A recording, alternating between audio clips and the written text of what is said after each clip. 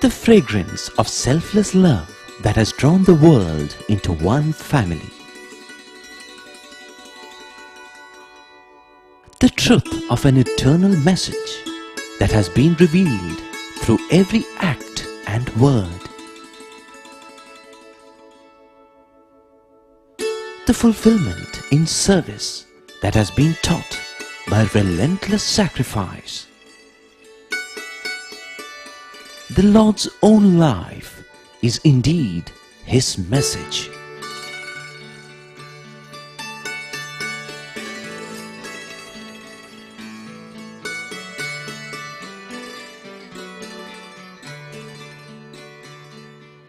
Sai Ram, and welcome to the last but one episode of the special teleserial entitled Message of the Lord that we are bringing to you on the eve of the 85th birthday celebrations of our beloved Swami, Bhagwan Sri Sathya Sai Baba. Just to recap, after a brief introduction that was spread over the first two episodes, we spent most of our time trying to absorb the essence of Baba's message of universal love. And now, as we wind down and get ready for Bhagwan Baba's 85th birthday celebrations, it might be useful to quickly go over once more the amazing 8+ decades that the Lord has graciously spent here on earth entirely for our benefit.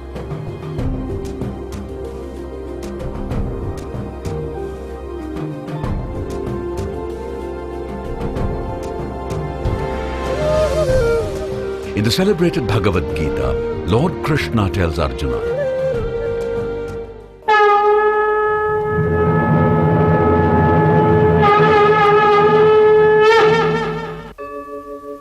Yada yada hi dharmasya glanir-bhavati bharata abhyutthanam adharmasya tadatmanam srijamyaham paritranaya sadhunam vinashaya cha dushkritam dharma sansthapanarthaya sambhavami yuge yuge.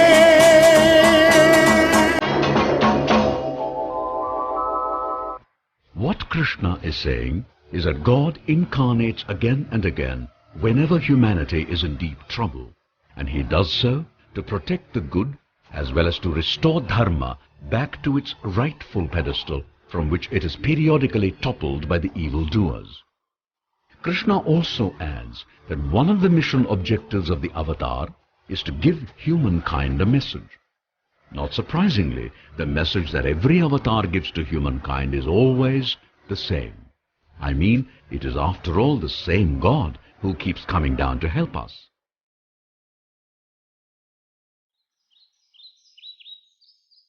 The question arises,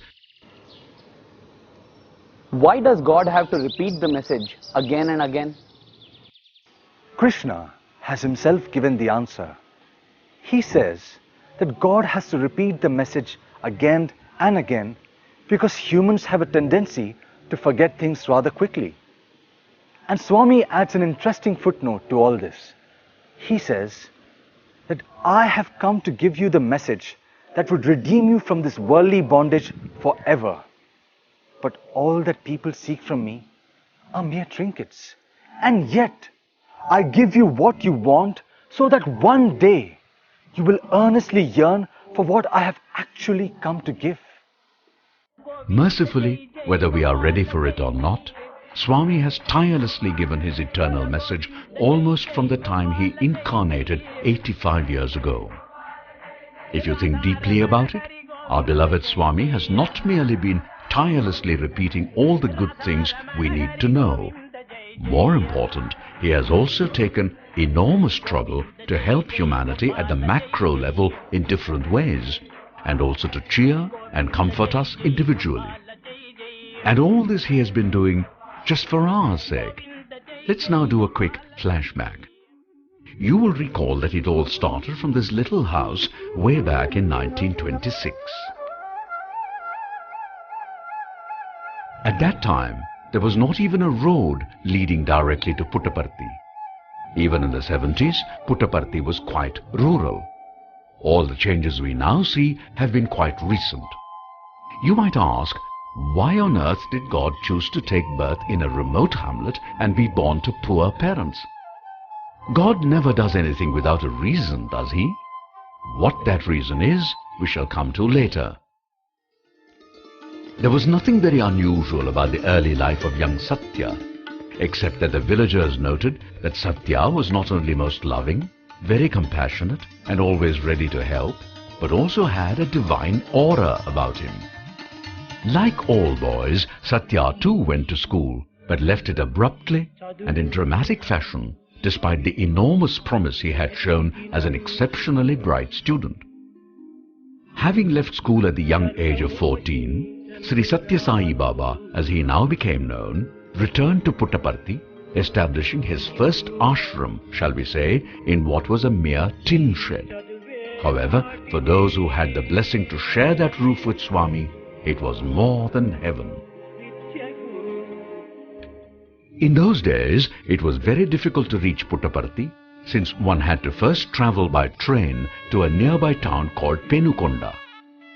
Then, by a horse-drawn cart known as Jatka to the bus stand in Penukonda. Then board a ramshackle bus to Bukkapatnam, transfer to a bullock cart in Bukkapatnam, and, after travelling a few kilometres by the cart, do the last lap literally on foot while crossing the river Chitravati. However, none of these difficulties could stop the early pilgrims, for they had already been chosen and were drawn to the Lord incarnate by the sheer power of divine attraction. At times, Swami would even wait for the devotees on the other side of the river. Imagine that! Yes, non-stop flow of pure love became the hallmark of the old mandir, and there were any number of spectacular miracles too during that early phase of the avatar. But behind all that was the silent message, I am not what you think I am. I am verily the incarnation of God, come here to help you personally, uplift humanity as a whole, and restore dharma to its rightful place in society. Back in those days, when everyone was enveloped by Swami's amazing love and lifted to cloud 9, few realized that Swami had actually come with a mission and a message, both of which would stir the entire world, bringing people from all corners of the globe to Puttaparthi. How could those simple early comers ever imagine such things, since Puttaparthi was at that time still a village that got its first apology of a road only around 1950 or so? As Swami once told his students, when God comes, he always does so with a master plan. The advent of God in this Kali age was no exception, and as we told you earlier, by way of signalling to the world that he meant business, Swami moved on 23rd November 1950 from the Pata Mandiram to what was then called the New Mandir, and subsequently came to be called Prashanti Nilayam. In a sense, Prashanti Nilayam became not merely Swami's headquarters, but as Howard Murfitt once described it, the place where all roads end.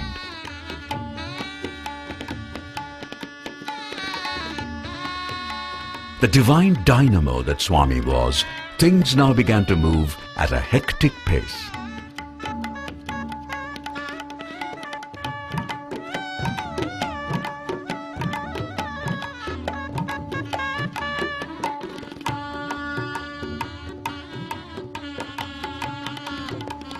Daily darshans followed by bhajan singing and interviews for the lucky ones became the unique hallmark that began to attract crowds in larger and larger numbers.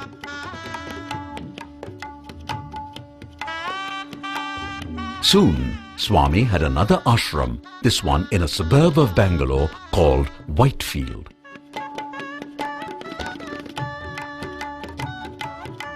With God, spirituality is always priority number one. In the context of India, the Vedas represented the principal gateway to spirituality, and Swami's historic association with the Raja of Venkatagiri and his regular trips to Venkatagiri starting in 1950 played an important part in planting the seed of the Vedic spirit in Prashanti Nilayam. While some confused spirituality with religion, Swami soon began to draw, slowly but surely, devotees from all over the world.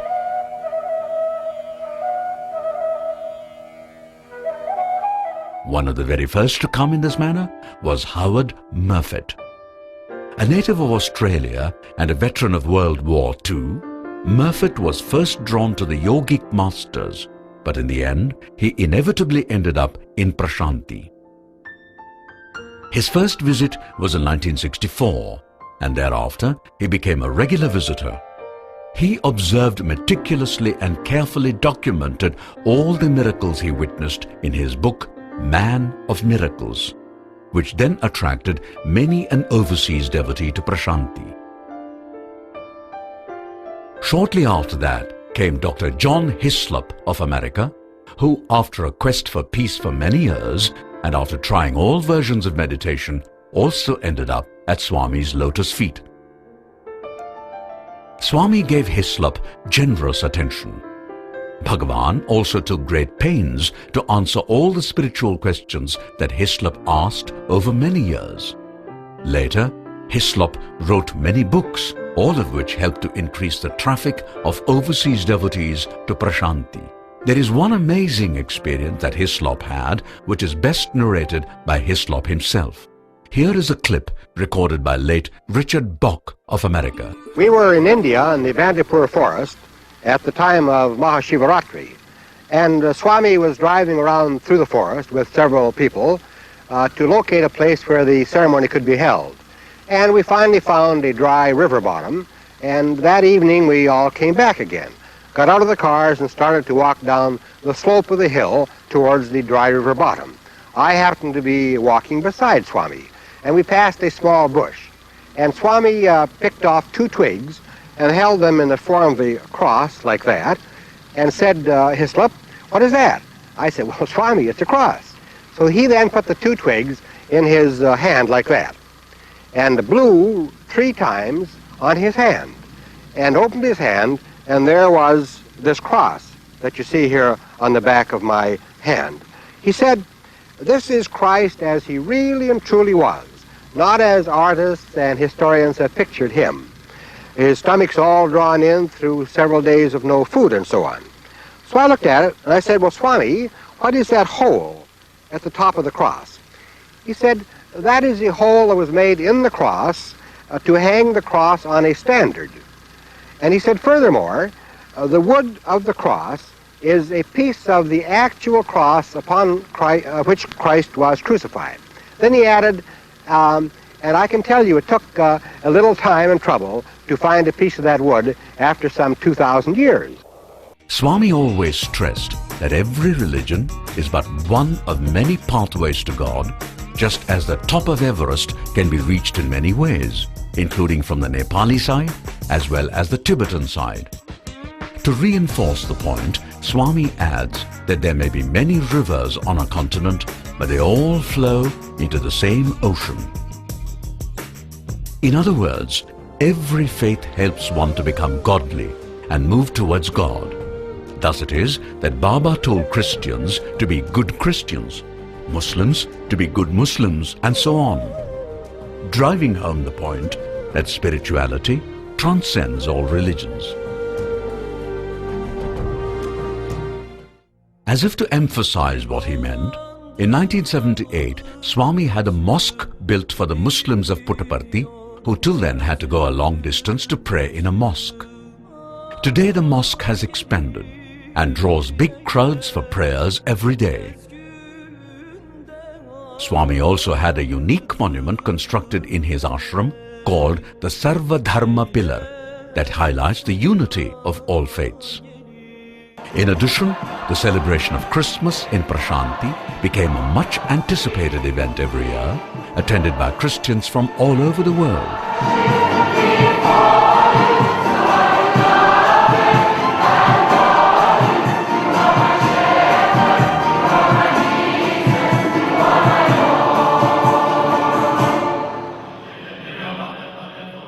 tourists too came regularly to celebrate their festivals.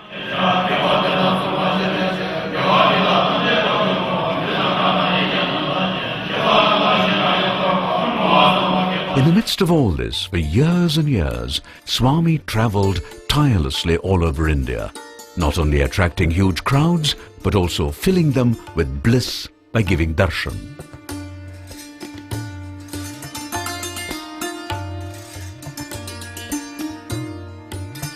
He also delivered innumerable discourses in the course of his travels.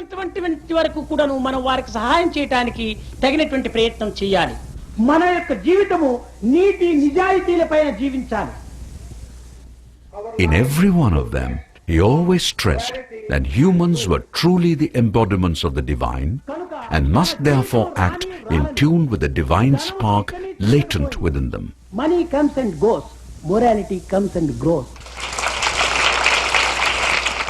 It is no great surprise that Swami draws people from all over the world, for it is inherent in the nature of the divine to attract.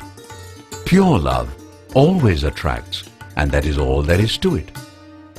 While the spiritual underpinning of Swami's mission was continually growing and blossoming like a huge and beautiful tree, simultaneously the substantive parts of his mission were also duly launched and began to take strong roots not only in India but throughout the world. At this stage, we should pause for a moment to appreciate a few important points, the most important of which is all these were achieved by Baba without invoking any divine or superhuman powers.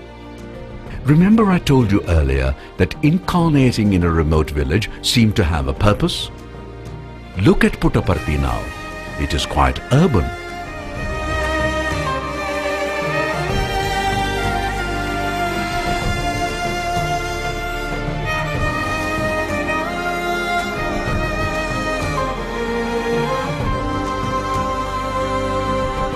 All this in what was once a village that was described in 1968 by a Hollywood movie director as being 160 kilometers from Bangalore and 10 minutes from the Stone Age.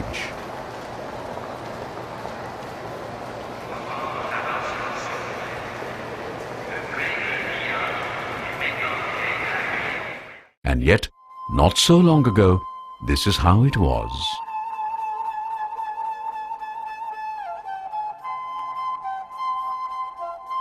The point is that Swami is sending us this message. Look, I was born poor. I did not have proper education. I quit school at the age of 14. India was not free then and quite backward. It was impossible even to have the kind of dreams I promised I would achieve. And yet, all that happened. How? Because of the power of pure and selfless love. That love is in every one of you. God has given that limitless treasure to every single individual. Open the treasure chest and use that unlimited wealth. If you do that, anything can be done. I have told you so many times, I am God, but so are you. If you have that faith and are ready to tap that wealth, then there is nothing you cannot do. Many people just shrug off and say, look, at the end of the day, if you don't have money, nothing can be done. Well, how much money did Swami have on 20th of October 1940? By the way, if you raise the question of money with Swami, you know what his reply would be? He would simply say, money is needed, no doubt, but it is not the most important requirement. What is needed is a pure heart to start with, lots of compassion for those who are suffering, a firm as well as unshakable determination, and the willingness to sacrifice to any extent. Add to all this pure love, and you are off to a great start.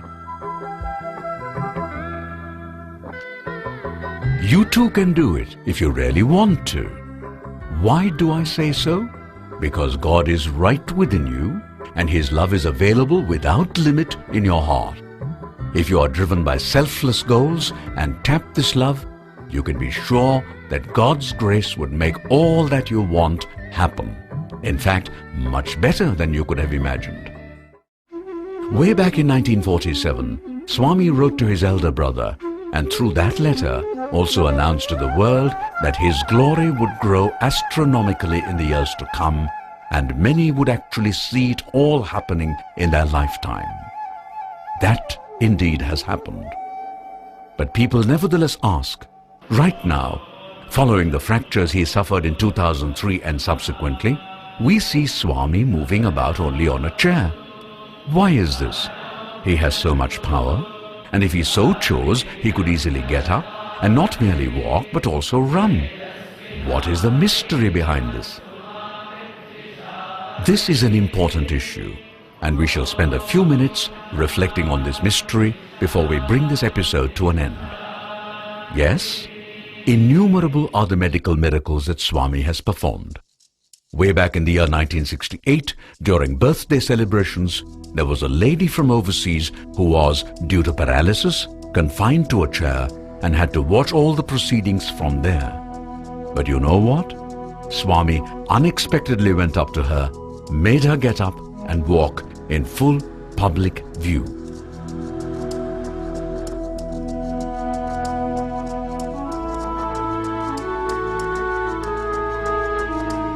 And then there is the even more spectacular story of the revival of Walter Cowan of America in 1971. Cowan was quite ill when he came with his wife Elsie Cowan to India to have Swami's darshan. Swami was in Madras at that time. There, in the early hours of Christmas, Walter Cowan became very sick and was removed from the hotel to a hospital. The hospital doctor examined Cowan and found that he had already passed away. As they say, Cowan was dead on arrival.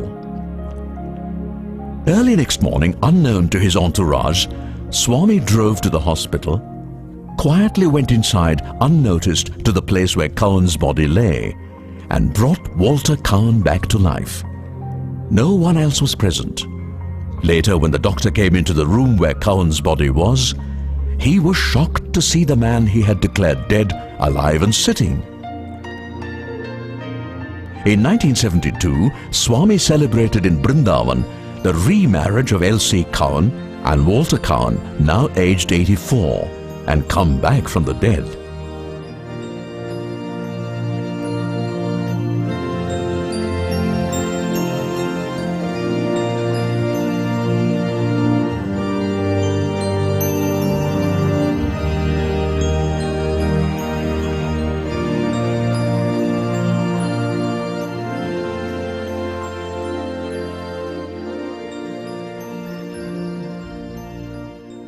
And so we come back to the question, if Swami can do all this, why does he not cure himself? He is divine, is he not?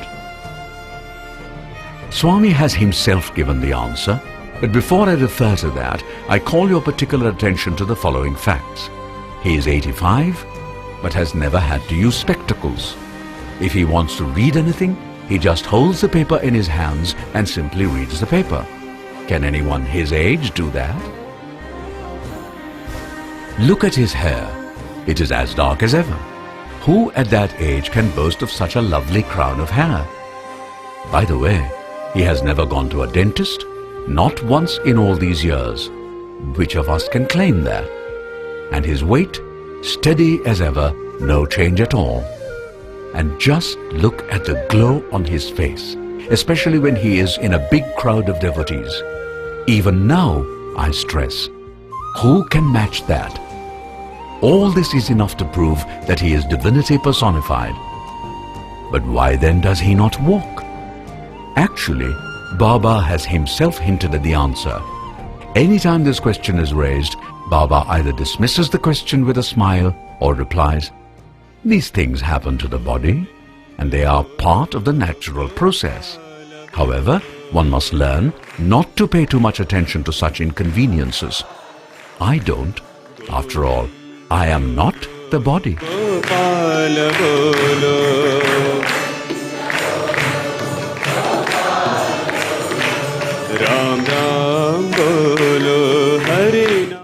As Swami once told devotees, when God comes down in human form, he would act very much like humans. Allah Sai Yeshu Nanak.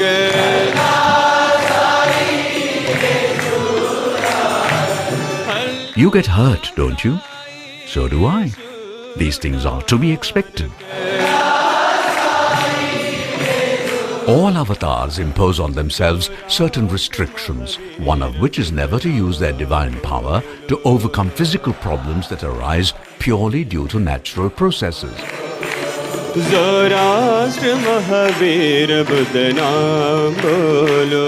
Sometimes I too get cough and cold, and even run temperature. I simply cannot use my powers to cure myself.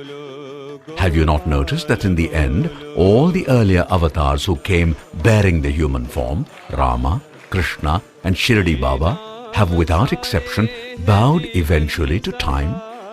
So, avatars allow their bodies to suffer pain and problems just to demonstrate to the world that in such matters they are like everyone else.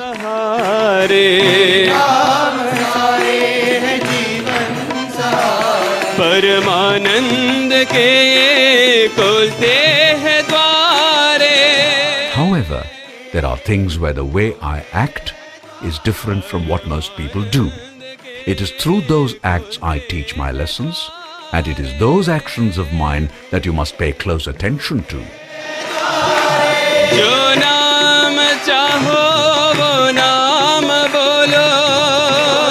Avatars are God in human form and live very much as we do. But what really distinguishes them is total and consistent purity and harmony of feelings, thought, word and deed.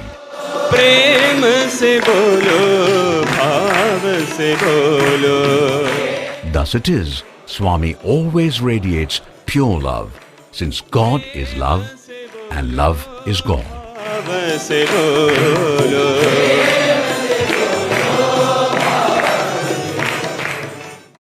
You may remember that Swami often says, I am God, and so are you. The difference is that I know it, but you do not. Why is it that we are not able to know that we are God? Because of spiritual ignorance. How to banish that ignorance? By becoming familiar with the teachings of Baba and making earnest efforts to follow them. It is to make devotees familiar with the depth and breadth of Swami's teachings that we have made a special effort to bring to you this month-long serial. Just imagine how much sacrifice Baba has made at the human level for our sake. Yes, he is doing so much for us all the time. Should we not also try to do something for him by absorbing his teachings and following them? Think about it. Jai Sai Ram.